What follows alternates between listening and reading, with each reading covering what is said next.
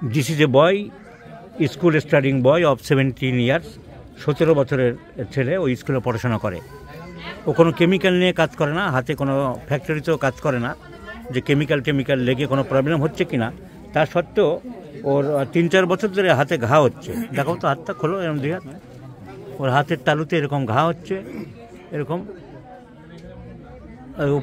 ওপাশে দেখি হাত উল্টাও। আর কোথায় ঘাটা বেশি দেখা যাচ্ছিল একটা জায়গায়, এই যে ওইটা দেখাও, এরকমভাবে ওর ঘা ছড়াচ্ছে। তো তোমার হাত খুব ঘামে, প্রচুর ঘাম হয়।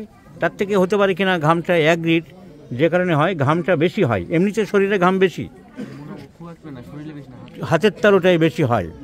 এই ছেলে নার্ভাস, লিখে রেখেছে এরা নার্ভাস, রাগ কম আছে, শীত বেশি। এটা ঠিক, শীত একটু বেশি, ও একটু নার্ভাস। আপনার ছেলে একটু নার্ভাস প্রকৃতির আছে, শীত বেশি, পায়ের তলা খুব ঘামে। পায়ের তলা ঘামে কিন্তু অতটা গন্ধ হয় না। তো গন্ধ হলে আরও ভালো হতো, না হলেও আমাদের সাইলিশে দিতে কোনো আপত্তি নেই, কারণ শীত বেশি, নার্ভাসনেস বেশি, হাতের তলা খুব ঘামে। So all symptoms go in favor of Silesia. Let's prescribe Silesia in 50 millisieverts scale of potencies, and let's see the result. I shall show you the video later on, my friends. I have given importance to the mental symptoms. The subject is very nervous and chilly. হাতের তলা পায়ের তলা ঘামে। So let's see.